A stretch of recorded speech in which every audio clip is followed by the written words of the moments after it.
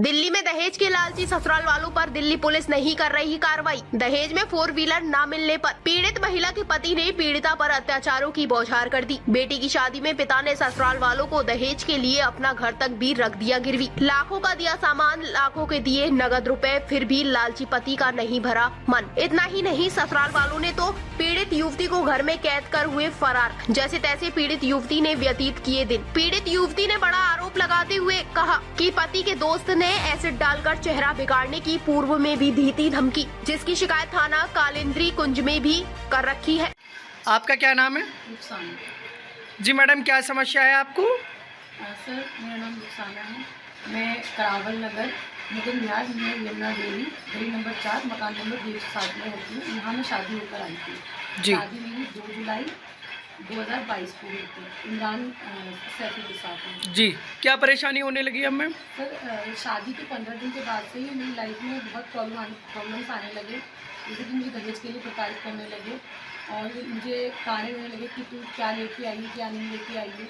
लेकिन मेरे माँ बाप ने अपनी हैसियत के मुताबिक काफ़ी अच्छा खर्च किया है। साथ ही उन्होंने इस शादी के सभी इंतजाम को पूरा करने के लिए अपना मकान तक गिरवी रख दिया है उन्होंने।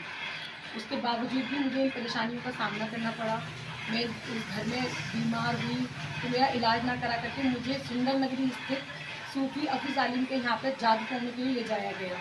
जब मैंने उन्हें इसे इनकार किया तो मेरे साथ मारपीट की गई। जी। फिर 26 सितंबर को मेरे परिवार मेरे मायके कालिंदी पुलिस स्टेशन मतलब खादर पार्ट घर में भेज दिया गया। जी। भेज दिया गया और उसके बाद फिर मुझे लेने के लिए कोई नहीं आया। मैं बराबर अपने ससुराल वालों से कांटेक्ट करने की कोशिश कर रही थी। मैं काफ़ी बीमार थी, मुझे यहाँ से देखने भी कोई नहीं पहुँचा। जी। उसके बाद जब बहुत मैंने कोशिश की उनसे कांटेक्ट करने की, लेने आए कि लेने आ जाए, मुझे बात करने की कोशिश की, कोई भी मुझे लेने नहीं आया। फिर 14 नवंबर को मैं खुद अपनी मर्जी से अपने ससुराल आई। आते ही मेरे ससुराल वालों ने मेरा सामान बाहर फेंक दिया, मुझे घर से निकालने की कोशिश करी कि निकलो, तुम यहाँ क्यों आई हो और अब हमारा तुम्हें बेइज्जती करी है, हमें दहेज नहीं मिला है, हमारा 3 मंजिल मकान है, 100 गज का मकान है। इस तरीके से मुझे बहुत परेशान किया गया। आपने शिकायत पुलिस प्रशासन में की? मैंने वुमेन सेल में शिकायत की थी इस चीज़ की, जिस पर मेरे पति नहीं पहुँचे वहाँ पर। तब उसके बाद उन्होंने भी काफ़ी नोटिस वगैरह भेजे, वो नहीं आए। तब उसके बाद ससुराल आई। मैं आई थी अपने पति से बातचीत करने के लिए ताकि वो इन आपसी परेशानियों को खत्म करके मुझे रहन अच्छे से रखें। लेकिन मेरे यहाँ आती बहुत ज़्यादा मेरे से बदतमीज़ी की, मेरे सामान बाहर फेंक दिया। फिर मैंने अपनी हेल्प के लिए 111 के ऊपर कॉल करी। उसके बाद वो लोग मुझे घर में बैठा के गए और उसके बाद फिर मुझे खाने के लिए मना किया गया, रसोई में जाने के लिए मना किया गया। आप रसोई में तुम रसोई में नहीं जाओगी, तुम बाप के यहाँ से लेके नहीं आई हो। इस तरीके से मुझे बहुत परेशान किया गया। वो सर्दियों का टाइम था, मुझे कपड़े नहीं दिए गए, मैंने एक सिंगल चादर में अपना वक्त गुजारा।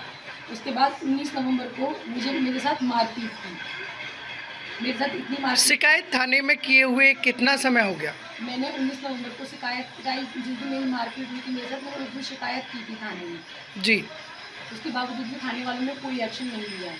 कोई एक्शन नहीं। लेकिन आरोपी के खिलाफ पुलिस ने अभी तक नहीं की कार्रवाई। पीड़िता और पीड़िता के पिता ने कहा कि हमने आरोपियों के विरुद्ध कार्रवाई करने के लिए स्थानीय पुलिस से लेकर अधिकारियों तक को शिकायत पत्र दिया, लेकिन हमारी नहीं हुई कोई सुनवाई। मामला दिल्ली के थाना करावल क्षेत्र के मुकुंद विहार न्यू यमुना डेरी गली नंबर 4 का है। पीड़ित युवती के पिता ने थाना करावल पुलिस पर आरोप लगाते हुए कहा, मेरी बेटी के साथ भी मारपीट की। मैंने पुलिस से मेडिकल कराने के लिए कहा तो उल्टा पुलिस ने मुझे 1 से 1.5 घंटे थाने के हवालात में बंद कर रखा है।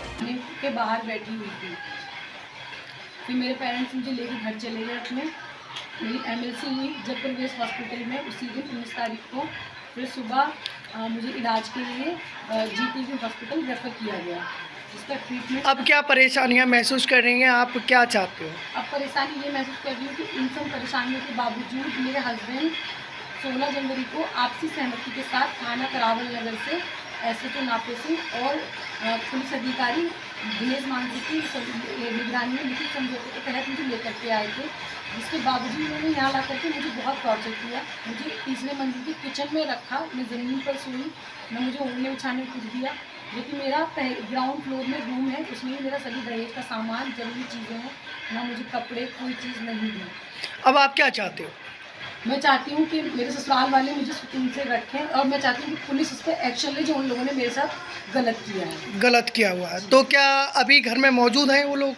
जी अभी नहीं है, लेकिन वो रात को आते हैं, मारपीट करते हैं। जैसे कल रात को भी बहुत सारे गुंडों के साथ कुछ छक्के भी आए थे। अच्छा। किन्नर जिन्हें कहेंगे, किन्नर समाज के लोग, वो लोग आए थे। उन्होंने बहुत मारपीट करने की मुझे कोशिश की, जबकि मैं नीचे नहीं गई। गली के लोगों ने मेरी हेल्प की और मुझे नीचे आने से क्या आपने पुलिस प्रशासन को सूचित किया? जी, मैंने 212 पे कॉल की। इसके बाद पीसीआर पुलिस आई, लेकिन उन्होंने मेरी कोई हेल्प नहीं की, ना ही उनको अरेस्ट किया, बल्कि वो उनसे और आराम से बात कर रहे थे। उन्हें अरेस्ट नहीं किया। नहीं, प्रदेश सरकार बार बार बेटी सुरक्षा का नारा देता है, हालांकि उसको लेकर आप क्या कहना चाहेंगे? क्या दिल्ली में बेटियां सुरक्षित हैं? बिल्कुल नहीं, दिल्ली में बेटियाँ बिल्कुल सुरक्षित नहीं हैं। ये सिर्फ बेटी बचाओ सिर्फ नारा बन के रह गया है। बेटियाँ बिल्कुल सुरक्षित नहीं है, ना ही बहुएं सुरक्षित हैं। दहेज की वजह से बहुत ऐसी लड़कियां हैं जो इन प्रॉब्लम को फेस कर रही हैं। बहुत सी तो आयशा जैसी बन के मर भी जाती है, लेकिन मैं फिर भी हिम्मत लगा के कोशिश कर रही हूँ कि मैं अपने ससुराल में रह पाऊँ और अपनी ज़िंदगी को अच्छे से जी पाऊँ। लेकिन मेरे ससुराल वाले ये बात नहीं समझ रहे हैं और वो मुझे बराबर परेशान कर रहे हैं। दिल्ली सरकार से क्या कहना चाहेंगे, जो कि दहेज को लेकर जो आए दिन बेटियों महिलाओं को परेशान किया करते हैं, उनके लिए? मैं चाहती हूँ कि जो ऐसे ससुराल वाले हैं उन पर कहीं से कहीं सख्त कार्रवाई की जाए और ये वुमेन सेल और डोमेस्टिक इसको घरेलू हिंसा बना करके छोड़ दिया गया है। इसमें सालों लोग केसों में उलझे रहते हैं, जिसमें सिर्फ और सिर्फ लड़की का नुकसान होता है। लड़के तो दोबारा शादी कर लेते हैं, लड़की का ही नुकसान होता है, ना ही उन्हें बदले में कुछ मिलता है। और मतलब तो हो जाती है कि इसमें कुछ सख्ती से कार्रवाई की जाए ताकि लड़कियों को इन मुश्किलों का सामना कम करना। तो स्थानीय पुलिस कोई एक्शन नहीं ले रही? जी, कोई एक्शन नहीं ले रही है।